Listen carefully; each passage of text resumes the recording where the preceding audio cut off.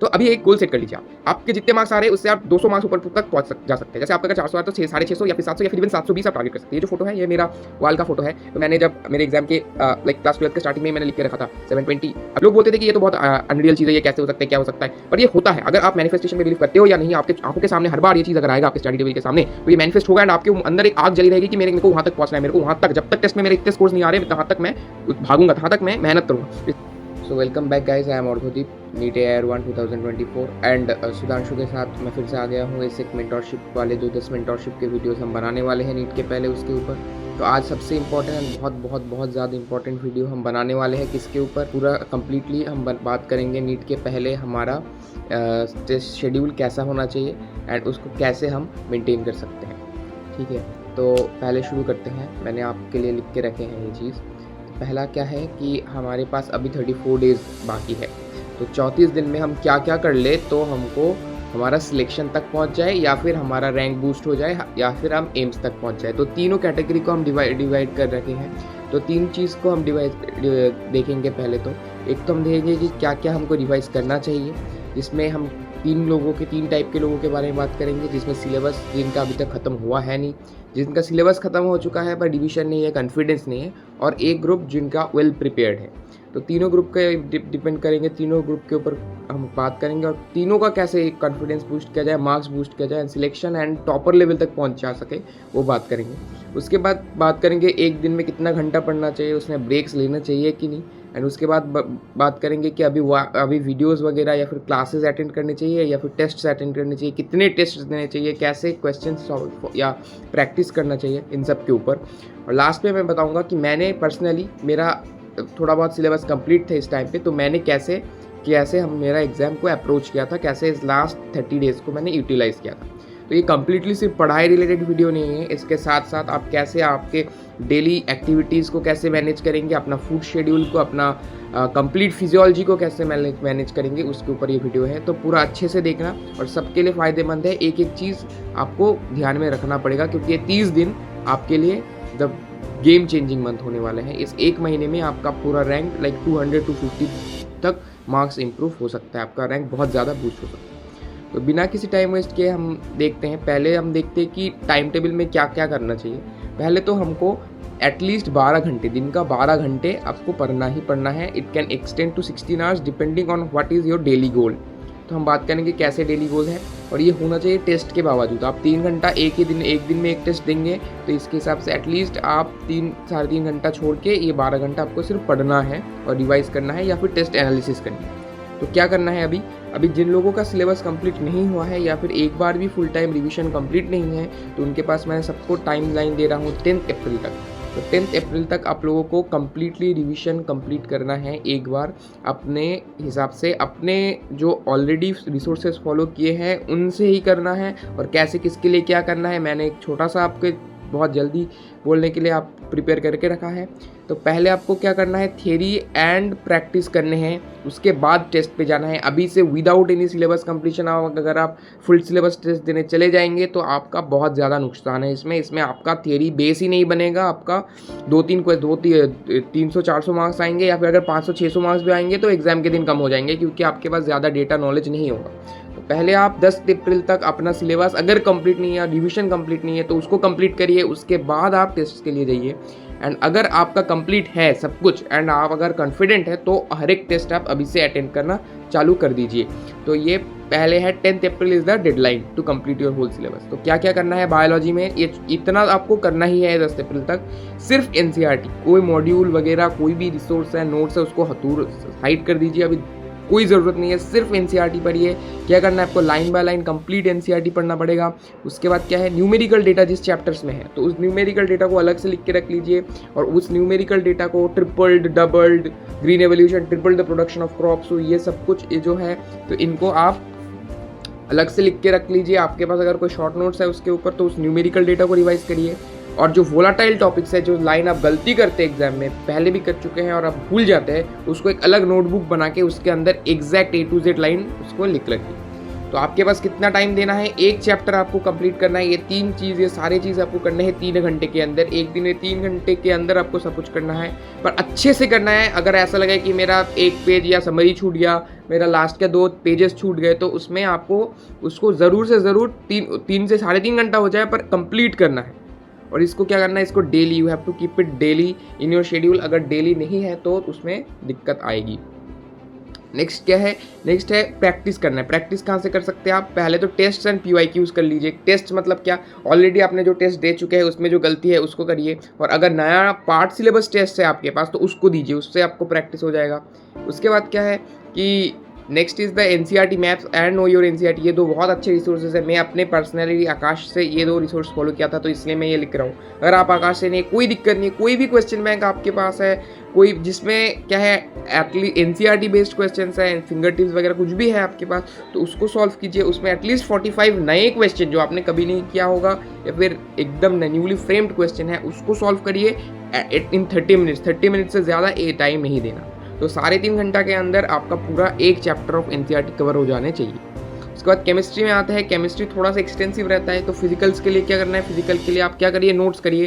पहले तो आपको नोट्स करना पड़ेगा, उसके साथ साथ सॉल्यूशन एंड इलेक्ट्रोकेमिस्ट्री, इस 2 चैप्टर को क्लास 12 की NCERT से एक बार रीड कर लीजिए।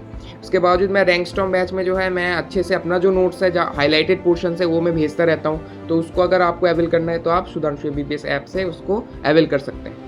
और उसके बाद क्या है, NCERT और इनऑर्गेनिक के लिए आपको कंप्लीट NCERT एक बार पढ़ना है। एक बार पूरा NCERT आपका रटा होना चाहिए एंड एक बार रीड भी होना चाहिए पूरा NCERT फॉर इनऑर्गेनिक। उसके बाद कॉन्सेप्चुअल जो टॉपिक्स है उसके लिए आप वीडियो देख सकते हैं। उसके लिए आपको जो भी रिसोर्सेज है, नोट्स वगैरह है, उसको अच्छे से करना है। उसके लिए है बॉन्डिंग एंड कोऑर्डिनेशन केमिस्ट्री, इन दोनों को अच्छे से कंसेप्ट बिल्ड करना है।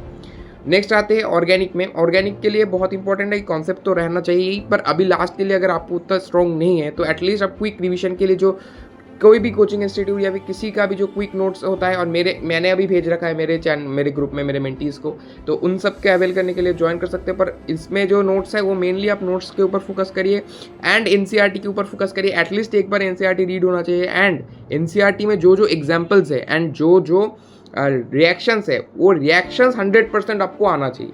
उसमें किस में रीअरेंजमेंट होता है, किस में रीअरेंजमेंट नहीं होता है, किस में कार्बोकैटायन की स्टेबिलिटी देखना होता है, किस में फ्री रेडिकल का स्टेबिलिटी देखना होता है, और उसको कैसे कंपेयर करना है। जो GOC वाले टॉपिक्स है उसको फिर से मैं स्टार लगाया, इसको आपको इम्प्रूव करना है।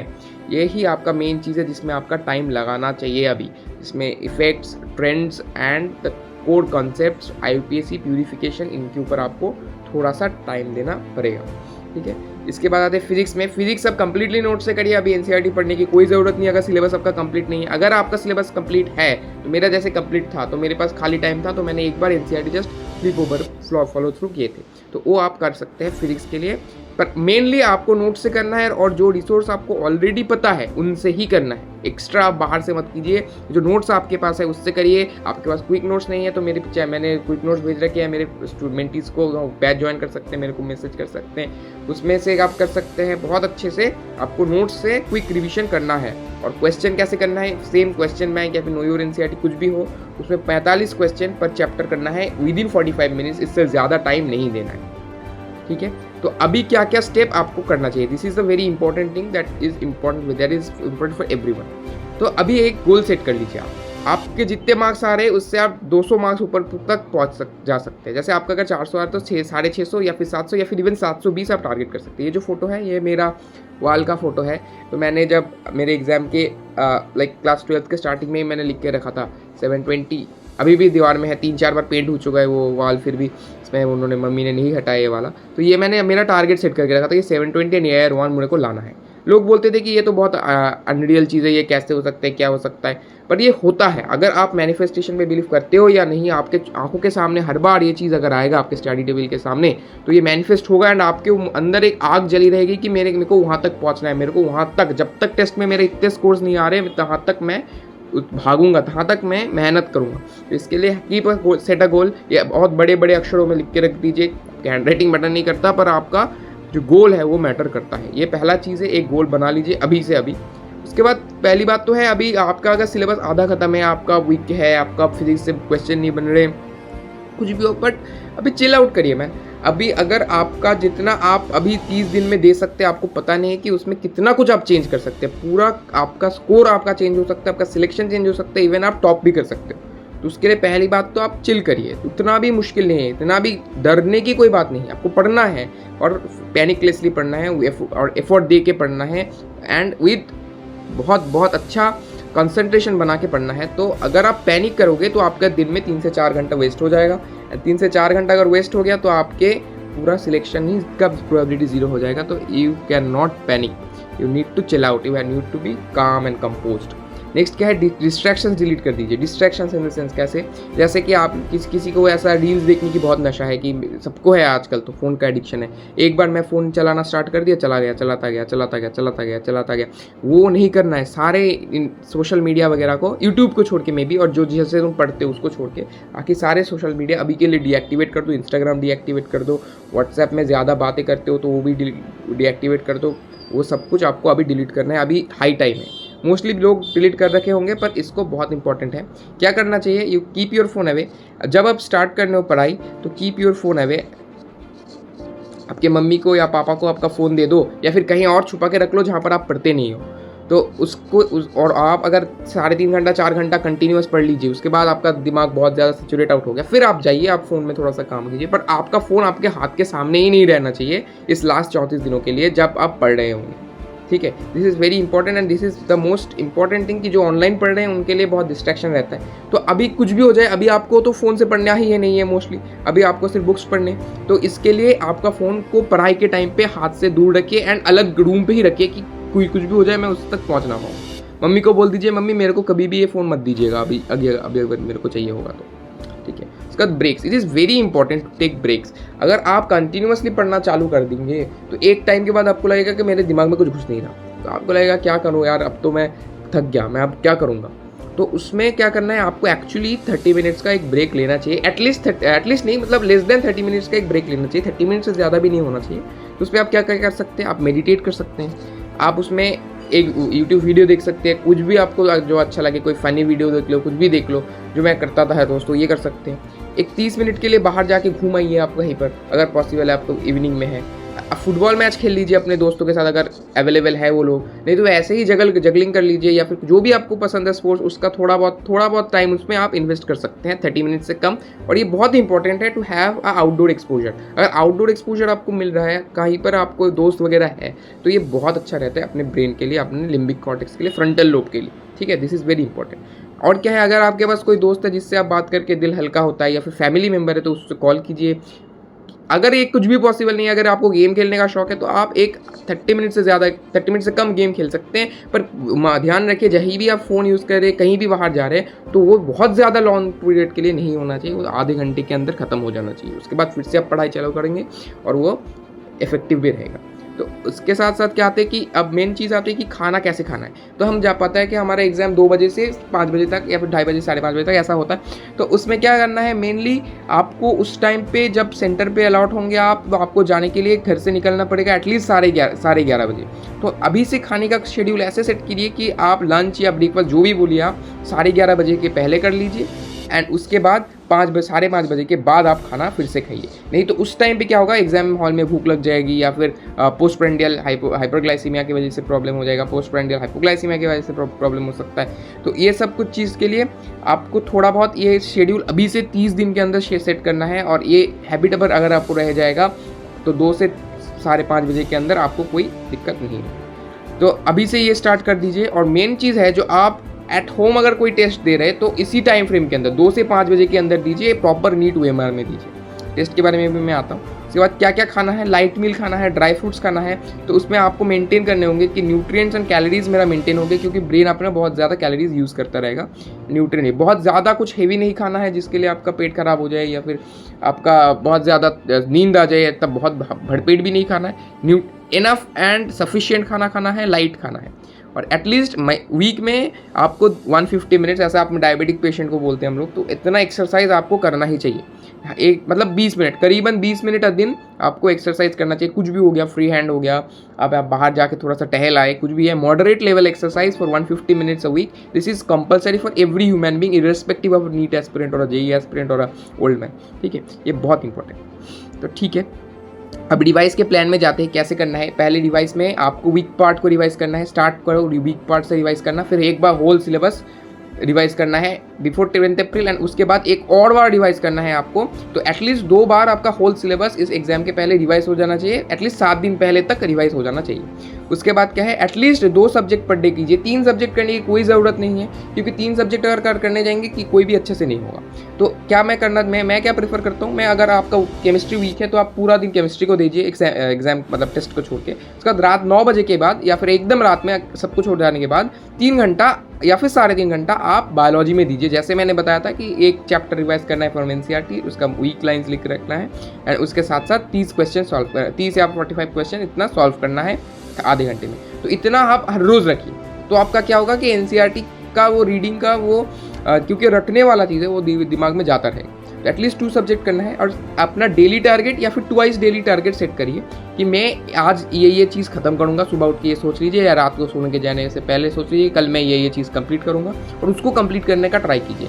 बहुत ज़्यादा कुछ नहीं रखना, पहले आप समझ नहीं पाएंगे कितना रखना है टारगेट, पर 2-3 दिन बाद देखेंगे कि आपका कितना लेवल पॉसिबल है, तो उसके हिसाब से आपको करना है। टोटल 80 चैप्टर्स है हमारे इस नीट के चैप्टर में लगभग, तो हर रोज़ आपको एटलीस्ट 2.5 चैप्टर की करीब, आपको अभी 2.5 चैप्टर से ज़्यादा एक्चुअली 3-4 चैप्टर आपको कंप्लीट करना चाहिए।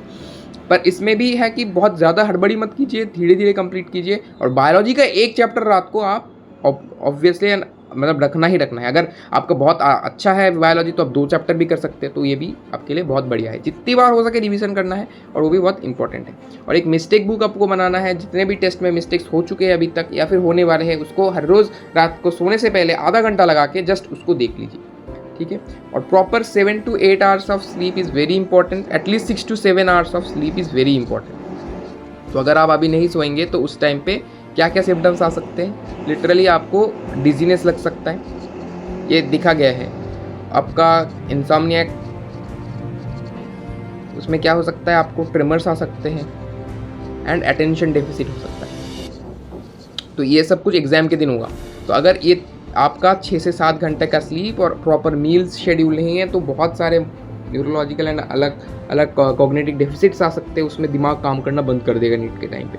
तो आप अभी से 6 से 7 घंटा सोइए, ठीक है, ये कंप्लीट है, ये कंपलसरी है। पढ़ाई लिखाई तो चलेगा, वो फिजियोलॉजी को भी आपको हैंडल करना आना चाहिए लास्ट के दिनों में, जो आपको सब लोग नहीं बताएंगे। इसके बाद आते हैं टेस्ट के बारे में।